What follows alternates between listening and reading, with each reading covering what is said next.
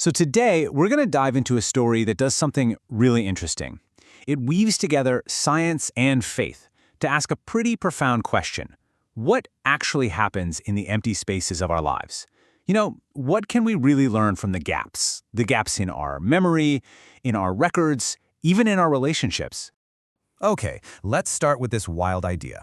Just imagine a room where the walls themselves are a recording surface. And I don't mean that as some kind of metaphor, I mean it as a physical reality. This is the concept right at the heart of our story, a technology that literally archives every single touch, every pressure, every moment of contact. It really sets the stage for a much deeper look into what memory even is. And to explore all this, we're going to follow two parallel lives. Two different women, each one is dealing with a huge, profound absence. And they both develop their own personal rituals for navigating the gaps that loss leaves behind. So let's meet them. Their lives run on these parallel tracks, but they are defined by this absolutely fascinating contrast. On one side, you've got Maren, the scientist. She uses data, precision, to record presence, every single physical thing she touches. And on the other side, there's Hessa, the theologian, who engages with absence. She studies cracks and empty spaces, looking for what's missing. Two totally different methods, but they're both aiming at the same fundamental human need, trying to figure out how to make sense of loss. Let's zoom in on Maren's ritual for a second. For 11 years, she has kept this inventory of touching. And get this, it started the very day her mother's memory failed her. Not when she passed away, but the day she looked at her own daughter and didn't know who she was. This isn't about analyzing data for Maren. She calls it the brute fact of contact. It's her private way of keeping herself, of proving her own existence through the simple fact of the things she touches. And Hessa's practice? It's the complete mirror image. She's not trying to fill up a space with data, she's studying the space itself. Here's a theologian who has, as she says, misplaced her faith. So her ritual is to focus on the void, on the gap where that faith used to be, treating that very absence like it's a subject worthy of intense, daily focus. So what's the connection here? What links these two very different rituals? Well, it all comes down to the surface they interact with. Both women are engaging with a unique kind of technology of witness. One is cutting-edge, futuristic science, and the other is ancient architecture. But believe it or not, they both serve the exact same purpose. They record the past. Maren's technology is this polymer she invented. Her entire apartment is lined with it. I mean, just think about that for a second. 11,000 sensors per square meter, constantly, silently archiving every single touch.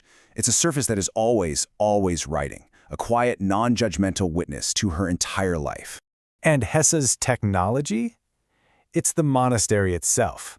The story imagines that its walls are so saturated with centuries of prayer that they've actually become a recording surface of their own. The cracks that she traces every day aren't just damage, they're text. They are the surface expression of a deep, long history of stress and faith and failure. And this is where we get to the core idea, the really counterintuitive twist in this whole thing.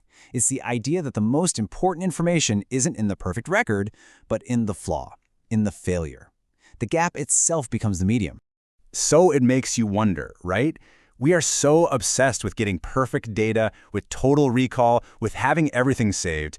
But what if the moments of failure, the gaps in the recording, what if that's where the real story is being told?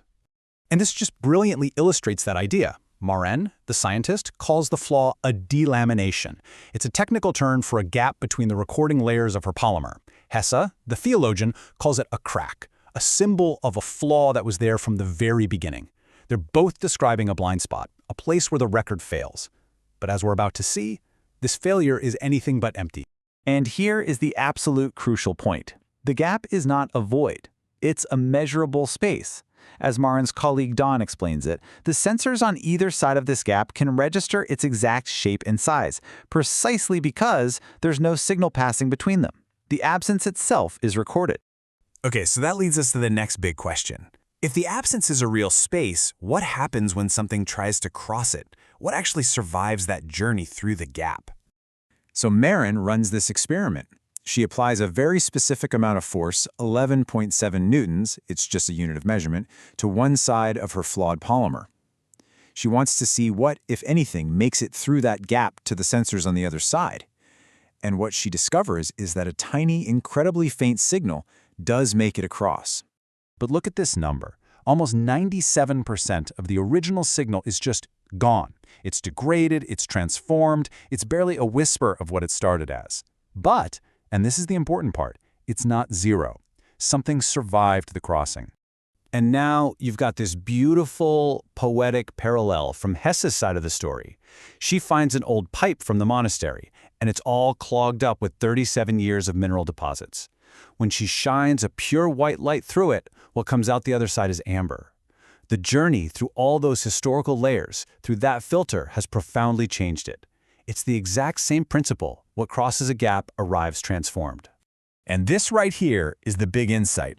Perfect transmission, with zero loss? That's not memory. That's just duplication. It's like a mirror. But true memory, a real record, that requires a gap. It requires loss. The degradation isn't a flaw in the system. It is the system. It's the very thing that proves a journey actually took place. All right, so let's bring all of this home. The story takes this incredible idea from material science and applies it directly to what it means to be a person, to be human. This is Maren's final realization, something she writes down in her private notebook. After a lifetime spent studying surfaces, she concludes that her identity isn't the experiences she has, and it's not the record she keeps of them either. Her true self is the gap between the two, the space where things get lost and forgotten and changed. She says, "I am the delamination." So maybe we're not the sum of our actions, our experiences, all the things we've done and touched. And maybe we're not the stories we tell about those things either, the memories we hold on to, the inventories we keep. Maybe we are the space in between, that beautiful, flawed, and absolutely necessary process of forgetting and changing that happens between an event and our memory of it.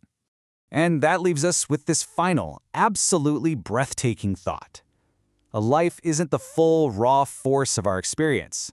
It's that tiny, degraded, yet somehow faithful signal that actually makes it across all the gaps we can't possibly bridge, across loss and time and forgetting. It's the whisper that survives just to say, "I was here. Note it."